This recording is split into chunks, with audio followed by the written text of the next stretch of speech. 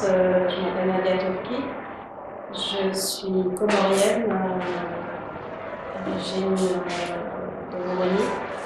Je suis née à Marseille.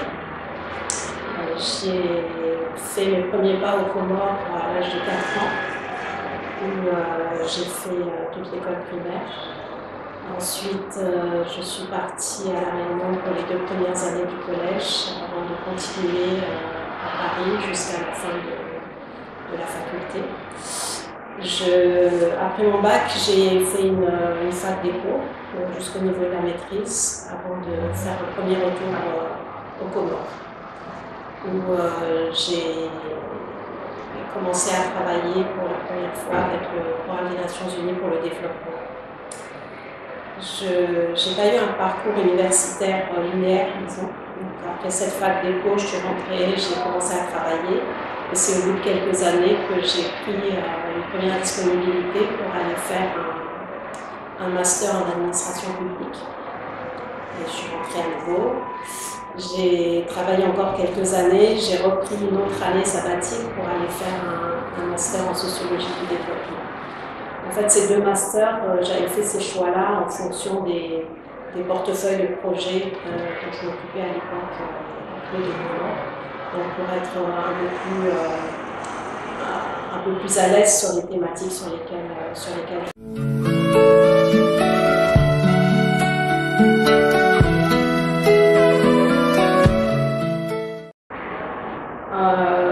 je suis rentrée donc en 1989 et un an après, j'ai eu la chance de faire partie d'un groupe de jeunes cadres qui avait été recruté par le groupe au sein de la cellule économique du bureau.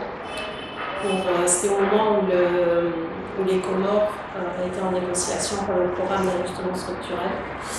Et donc, il y avait un certain nombre de documents qui devaient être préparés en appui à ces négociations. Et donc, on était un groupe de jeunes diplômés qui avaient été recrutés à l'époque pour aider à faire ce travail. Et c'est comme ça donc, que j'ai commencé à travailler pour le club. Alors, au début, c'était des petits contrats de 2 mois, 3 mois. Ça a duré comme ça pendant 2 ans, avant que j'ai un premier poste, un vrai poste, si je puis dire. J'étais chargée de programme pour le Fonds d'équipement des Nations Unies. Alors pour la petite histoire, le Fonds d'équipement des Nations Unies a financé le marché de volo ici, il a financé le centre de santé de Mitsuje et un certain nombre de routes en juin et à Moïdi. Donc c'est à travers ce poste d'ailleurs que j'ai commencé à découvrir le pays. Aussi bien l'intérieur de la Grande Comore que les îles d'Anjouan et Moïdi, où on allait quand même dans des zones qui étaient complètement désenclavées et on créait la route. Donc c'est vraiment une belle aventure de voir la vie des gens changer juste parce qu'il y a une route qui leur permet d'accéder au marché, d'accéder à l'hôpital, d'accéder à la capitale pour les approvisionnements, etc. Donc ça a été le premier poste. Ensuite, j'ai bougé pour le poste d'économiste national. Et après, j'ai été chargée de programme pour les programmes de lutte contre la pauvreté. Donc environ tous les 3 ans, je changeais de thématique, ce qui m'a fait découvrir plusieurs domaines du développement et aussi travailler avec beaucoup de gens dans le pays. J'ai travaillé comme ça pendant 15 ans, donc, aussi bien avec le régime Djoa, le régime Kaki et Azali 1. Donc, j'ai appuyé ainsi plusieurs ministères, le ministère de la Santé, le ministère de l'Économie, le ministère du Plan à l'époque, c'est un commissariat. Et sur les dernières années, j'ai beaucoup plus travaillé sur les questions de la gouvernance, donc les élections, mais aussi on avait entamé un grand programme de réforme du secteur de la justice, mais qui malheureusement n'a pas eu le financement que nous espérions avoir. Il y a eu un programme aussi de réforme l'administration publique, qui a permis quand même de mettre en place les cadres organiques de l'administration. Voilà, un certain nombre de projets aussi de promotion des droits de l'homme. On a beaucoup appuyé la délégation des droits de l'homme qui existait à l'époque, la mise en place de la Commission nationale des droits de l'homme et des libertés. Tout cela fait partie des résultats qu'on a pu obtenir grâce à ces interventions. La mise en place de la CENI également, la Commission électorale nationale indépendante, et le renforcement de ses capacités pendant plusieurs cycles électoraux. J'ai aussi beaucoup travaillé avec les organisations de la société civile, les associations de femmes, les organisations de jeunes, les organisations villageoises.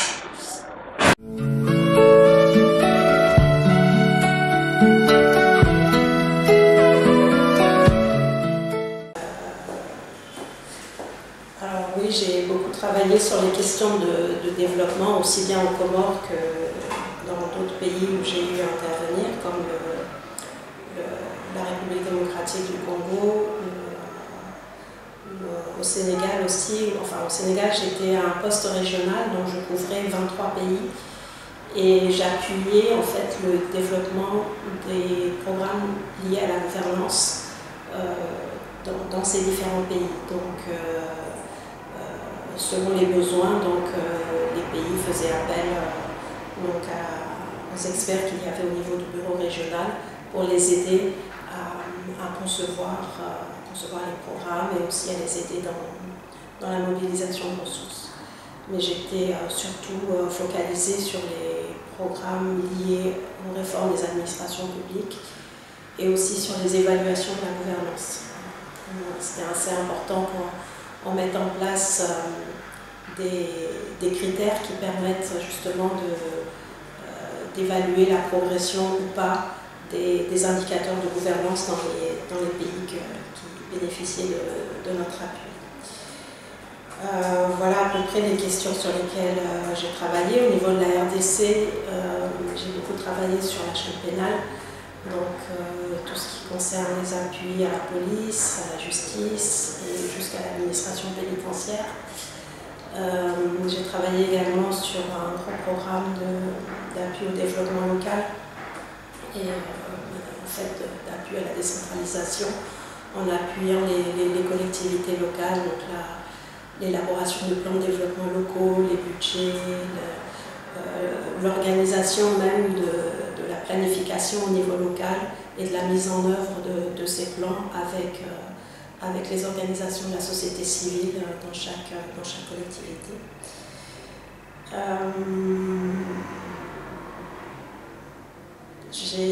Voilà, donc en gros, voilà les thématiques que j'ai eu à couvrir sur le plan du développement, mais j'ai aussi travaillé dans les opérations de maintien de la paix, donc qui sont des opérations qui sont mises en place dans des contextes particuliers. C'est vraiment quand dans un pays il y a un conflit ou une grosse crise qui remet en cause en fait même jusqu'à l'autorité de l'État et donc qui justifie qu'on mette en place des opérations de maintien de la paix pour justement créer les conditions d'un retour à la paix. Donc c'est comme ça que je me suis retrouvée dans la mission de maintien de la paix en Côte d'Ivoire au moment où le pays était fracturé en deux zones, une zone qui était sous le contrôle des forces rebelles et la moitié du pays qui était encore sous administration du gouvernement de l'époque, c'était le régime de Gbagbo.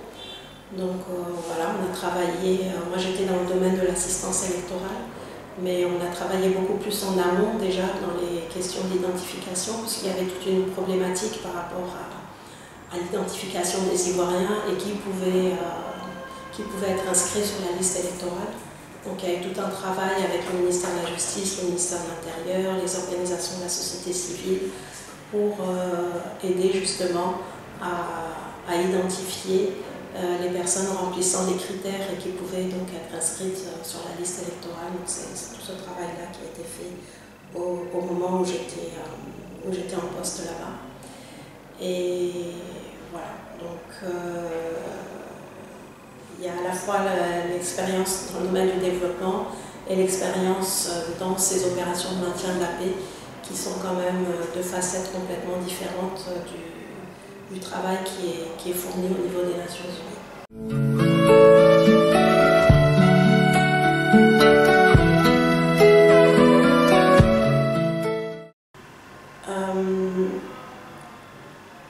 Pour moi, la vision du développement, c'est d'abord une question de volonté politique.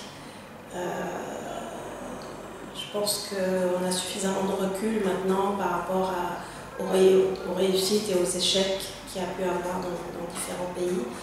Et on voit bien que là où il y a des réussites, c'est parce qu'au départ, il y a une vision politique, une vision qui est accompagnée d'une volonté réelle de réformer et de concrétiser cette vision qui est affichée. Donc, sans la volonté politique, on ne peut pas mettre en place l'organisation qui permet justement de réaliser cette vision. Et je pense que c'est un peu le problème que nous voyons dans beaucoup de pays africains, c'est qu'au-delà du discours, au-delà des effets d'annonce, mais il n'y a pas cette volonté suffisante pour vraiment mettre en place les cadres et les bases nécessaires pour concrétiser la vision. Une fois que ça c'est fait, je pense que les questions de financement se règlent très vite. En tout cas, se règlent beaucoup plus facilement que lorsque la volonté n'est pas clairement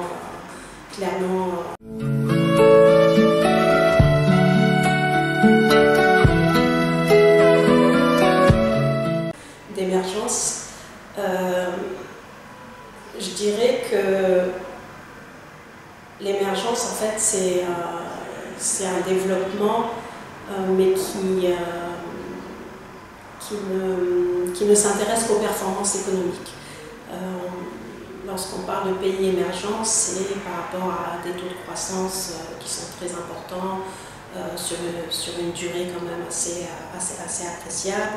C'est des parts de marché dans le commerce mondial, c'est une balance des paiements qui est excédentaire, c'est des investissements privés massifs dans le pays.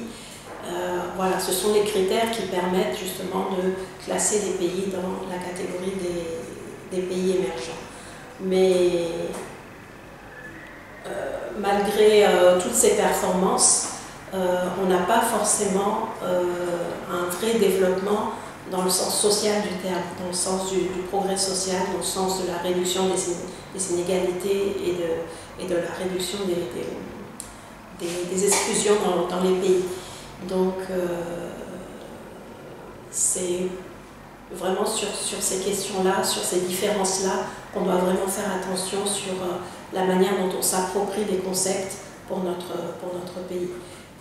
Parce qu'effectivement, on peut atteindre l'émergence, mais l'émergence ne veut pas dire qu'on règle nos problèmes de société, qu'on règle le problème de la pauvreté, qu'on règle le problème des inégalités territoriales qu'il y a dans le pays. Donc, lorsqu'on regarde justement les pays qui sont considérés comme émergents, aujourd'hui, vous avez les plus connus, la Chine, le Brésil, etc., qui ne sont pas des modèles d'équité dans leur propre société. On a aussi des pays comme le Bangladesh, comme le Nigeria, qui sont donc considérés comme des pays émergents, selon les différents experts. Parce qu'il n'y a pas une définition universelle de l'émergence, ça varie d'un expert à un autre, mais globalement, voilà les pays que l'on cite en général comme ayant atteint le niveau d'émergence. Mais à mon avis, pour un pays comme les Comores, ce qu'il faudrait viser, c'est le développement, parce qu'on a des problématiques dans tous les domaines, que ce soit dans le domaine social, dans le domaine culturel, dans le domaine politique, dans le domaine administratif. Donc, il vaut mieux avoir cette vision beaucoup plus large du développement que juste une vision d'émergence qui risque de ne pas aboutir à une satisfaction des besoins de la population, même si on affiche des performances économiques.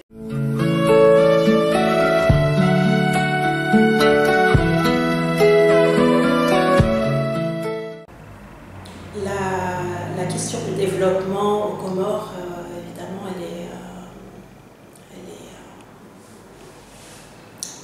elle est présente depuis 47 ans d'indépendance, on va dire. C'est un peu triste. Moi, je travaille dans le développement depuis une trentaine d'années et je suis toujours un peu triste à chaque fois que je lis un rapport sur les Comores parce qu'on présente toujours les mêmes problématiques depuis 30 ans. L'exiguïté du territoire, la faiblesse de la base productive, un secteur privé embryonnaire, une agriculture qui reste archaïque. Voilà, c'est toujours la même rengaine qui revient et donc c'est vraiment là où on se dit qu'il y a un vrai problème de volonté politique parce que les problématiques sont identifiées, les solutions également. Il ne se passe pas 4 ans, 5 ans sans qu'on définisse une nouvelle stratégie de développement. Là aujourd'hui c'est le plan Comores émergent. Mais entre le document bien fait qui présente les problématiques, qui présente les solutions et même les méthodologies pour arriver à des résultats, on bloque sur la mise en œuvre. Et je pense que c'est surtout là que se situe la problématique du marasme comorien et du manque de développement parce qu'on ne met pas en œuvre en fait ce qu'on déclare vouloir mettre en œuvre. Et là, ça ne demande pas de l'expertise outre mesure ou même si les financements sont là, mais ça demande vraiment la volonté de faire les choses et de mettre en place les cadres qui vont permettre justement aux visions qui sont déclarées de se réaliser. Lorsqu'on prend le plan Comores émergence qui présente des solutions intéressantes et innovantes pour le pays, mais on ne voit pas comment ce plan Comores émergent se décline à travers des politiques publiques sectorielles, comment le ministère de l'Éducation va s'approprier cette vision d'émergence, comment le secteur de l'économie va s'y prendre, comment le secteur de l'agriculture va également s'approprier. Donc c'est toute cette organisation qui est à mettre en place pour permettre justement d'arriver aux résultats auxquels nous aspirons. Et à côté de ça, on a une très faible gouvernance, aussi bien l'organisation de l'administration qui est complètement désuète, la corruption qui est de plus en plus visible, de plus en plus importante. Et Dieu sait comme la corruption constitue un véritable fléau pour la mise en œuvre des politiques et pour pouvoir attirer justement des financements dont on a besoin pour mettre en place tous ces programmes structurants dont on a besoin pour relever notre économie. Donc voilà, tant qu'on n'a pas réglé ces problèmes de fond, il est difficile de pouvoir envisager de nous mettre vraiment sur une trajectoire de développement. Et ça fait 47 ans que l'on patauge, qu'on tourne autour du pot, alors qu'on sait très bien ce qui doit être fait.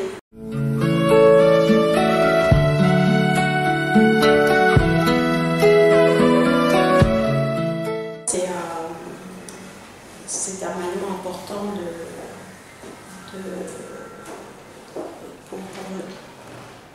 pour la mise en place d'une stratégie de développement. Mais je reviens encore une fois à cette absence de volonté politique et au fait qu'on a un gros problème dans la coordination de l'action publique. Aujourd'hui, l'université est là, et comme tous les autres secteurs, et chaque secteur fonctionne un peu en silo. Il essaye d'avancer avec ses moyens, mais il n'est pas relié justement à une vision globale. Et c'est là justement où doivent intervenir la volonté politique et doivent être mises en place des dispositifs qui permettent de coordonner toute l'action publique. On a cette vision donc, de l'émergence, mais le ministère de l'Éducation ne parle pas avec le ministère de l'Économie, avec le ministère de l'Emploi, pour asseoir ensemble une stratégie, sachant qu'on veut développer tel secteur de croissance. Pour cela, il va falloir développer certains métiers, et pour développer ces métiers-là, il faut qu'on forme dans tel domaine. Donc c'est ça qui permet justement de créer le cercle vertueux qui permet d'arriver à des résultats. Mais comme en amont, ce travail de coordination, ce travail de déclinaison de la vision en politique sectorielle ne se fait pas, donc l'université se retrouve comme un parent pauvre au milieu de tout ce paysage et continue à faire les mêmes choses, à enseigner dans des structures, dans des formations classiques comme l'histoire, comme la géographie, est-ce qu'aujourd'hui on a besoin chaque année d'avoir une cohorte d'historiens ou de géographes? Est-ce qu'on n'a pas plus besoin de techniciens, d'ingénieurs dans tel ou tel domaine qui vont permettre justement à des secteurs de produire davantage et de créer davantage d'emplois? Donc voilà, ce sont ces questions-là qui ne sont pas au cœur du débat public aujourd'hui et qui font qu'on n'arrive pas vraiment à sortir de l'ornière du sous-développement.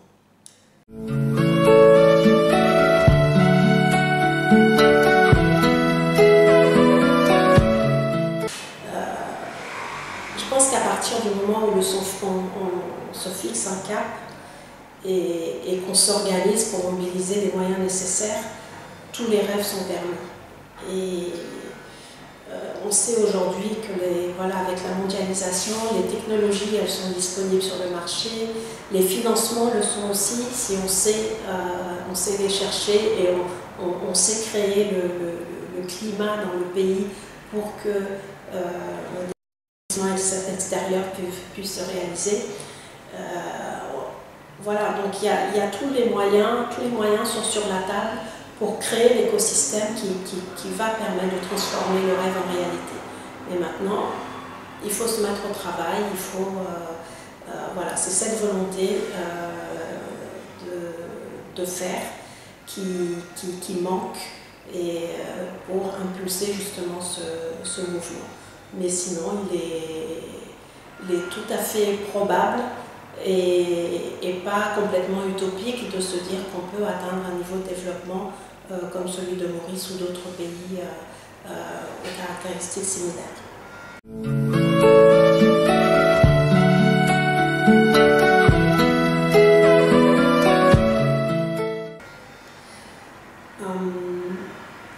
Effectivement, on parle beaucoup d'entrepreneuriat, mais je ne sais pas si on doit voir ça en termes de défaite de l'État. Je pense que c'est plutôt une modification du rôle de l'État. Il est clair qu'aujourd'hui, pour pouvoir créer de la croissance, il faut un secteur privé qui puisse exister, qui puisse progresser, qui puisse prospérer. Et pour cela, l'État a un rôle à jouer, il a un rôle de régulation, il a un rôle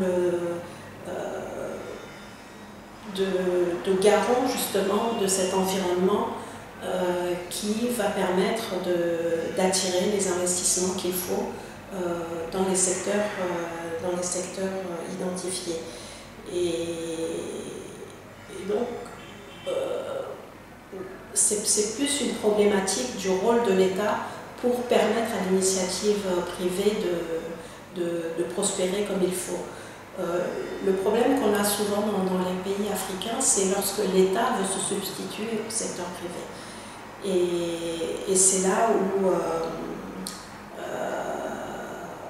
quand l'État justement devient le concurrent des opérateurs économiques, donc on assiste à un accaparement du secteur privé par les élites qui ont le pouvoir, et du coup ça crée des situations de concurrence déloyale, ça crée de profondes inégalités dans la société, et ça génère aussi des mauvaises pratiques de gouvernance qui font que, au final, les investisseurs qui pourraient venir vont plutôt être dans l'hésitation, et cela nuit à l'ensemble en fait de l'entrepreneuriat et de la sphère économique du pays.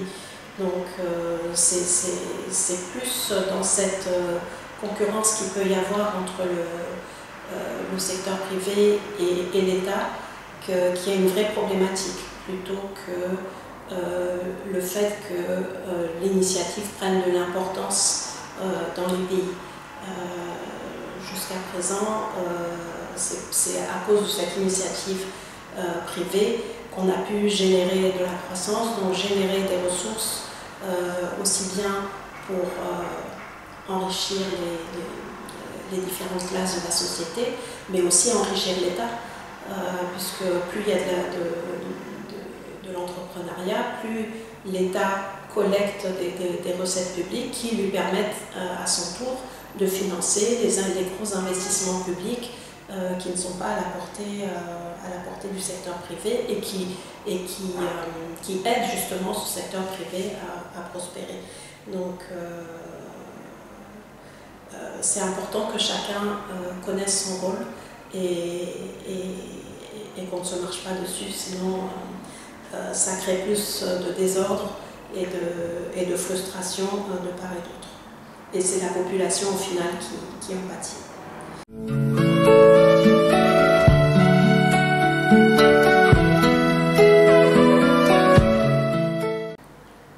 En tant que femme, j'ai effectivement eu à subir quand même quelques soucis.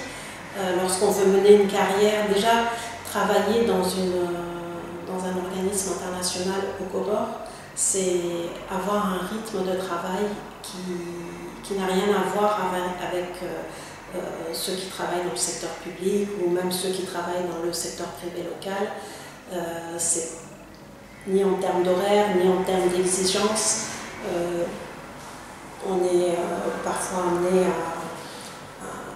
à des visites sur le terrain, donc quand c'était sur la même île, ça va, on rentre le soir à la maison, mais des fois on doit aller en juin à Noémie, donc ça implique de partir 2-3 jours à chaque fois. C'est des réunions jusqu'à pas d'heure, c'est des missions extérieures qui arrivent, qu'il faut accueillir, qu'il faut accompagner, avec qui il faut parfois dîner à l'extérieur. Donc voilà, il y a un regard de la société. Alors peut-être qu'il est beaucoup moins fort maintenant, mais il y a 25-30 ans, c'était pas si évident que ça de me retrouver dans un restaurant le soir avec un homme qui n'est pas mon mari, mais c'était un collègue de travail. Et voilà, on sent ce regard et ces questionnements qui a, mais qu'est-ce qu'elle fait là? C'est qui ce monsieur? Voilà. Et ça a été aussi un poids dans la décision d'expatriation, lorsqu'on décide de partir à l'étranger, surtout quand j'étais dans les missions de maintien de la paix, où on n'a pas le droit d'être avec sa famille. Donc moi j'ai eu la chance d'avoir des parents qui m'ont toujours soutenue dans mes choix et qui se sont occupés de mes enfants pendant que j'étais dans ces missions.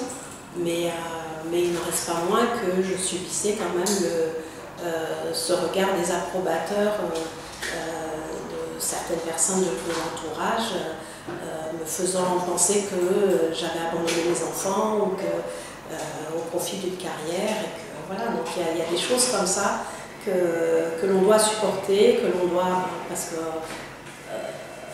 on sait très bien pourquoi on fait ces choix-là et c'est pas, on n'a pas à choisir entre la carrière et les enfants. On veut mener tout ça de front et globalement on y arrive. Mais il n'en reste pas moins que les jugements de l'extérieur sont parfois assez pénibles à gérer. Bon, petit à petit, je pense qu'il y a de plus en plus de femmes qui se réalisent dans leur métier respectif. Il y a toujours des persistances qui restent, mais globalement, je pense qu'on va vers plus d'émancipation de la femme, même si on remarque aussi, et ça c'est une tendance sur laquelle je pense qu'on doit faire très attention, il y a de plus en plus de radicalisation dans le sens où on interprète de plus en plus de manière rigoriste le rôle de la femme, la place de la femme dans l'islam.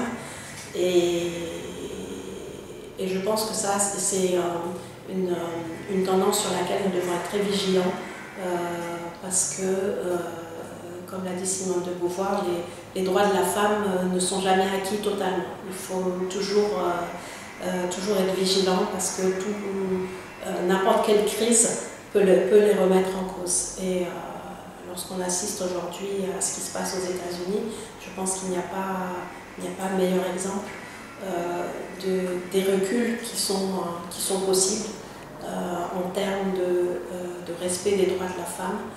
Et donc c'est une bataille continue. On gagne des points, on en perd, on en regagne, mais voilà, il faut pas lâcher.